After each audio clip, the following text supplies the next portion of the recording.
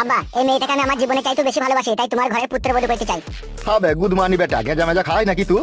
মুখ সামলিয়ে কথা বল বাবা, আগে গাঁজা খেতাম এখন ছেড়ে দিয়েছি। গাঁজা খাওয়া আমি আমার এই ডার্লিং এর লেগে ছেড়ে দিয়েছি। কে ডার্লিং? তোমার বৌমা মানে আমার বউ ডার্লিং। এখন কি কইতে চাইছিস এখানে? কি আবার করবো, এই মেয়েটাকে বিয়ে করে আমার ঘরে রাখবো, রাত 9টা 10টার পরে খামচা খামচি করবো। মার খাবি লাইবে?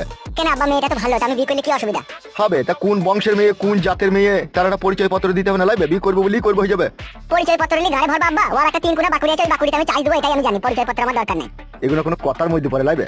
অজলার মা তুমি কি বলছো? ও যা বলছি কি ঠিক বলছি? অজয় মা আবার কি বলবে? বিয়ে করবো তো আমি বললেই হবে। আমি এই বিয়েতে রাজি নাই। সে তুমি না থাকতে পারো, তোমার ব্যাপার, আমার জানানোর প্রয়োজন ছিল তাই জানিয়ে দিলাম। এবার আমি ওকে 1 কোটি নারকেল সালিমা তেল কিনে পালিশ করবো রাতে। ই কি রে, পরের মেয়েকে পালিশ করবে, কোনো বিয়ে শাদী না করে শালা জেল হয়ে যাবে তোর। কে জেল দেবে? মা যে পালিশ করে দেবে সেই তো রাজি আছে। হ্যাঁ বাবা আমি রাজি আছি, ওকে সব কিছু দিবার লেগে। শালা চরিত্রহীন বৌমা রে, বিয়ে না হয়ে কইতে দিবে বলছে আমার ছেলেকে। তাহলে মেয়েটা আমাকে কত ভালোবাসে বুঝতে পারছো তো আব্বা? তাহলে এই মেয়েকে আমি কি করে ছেড়ে দিই বলো?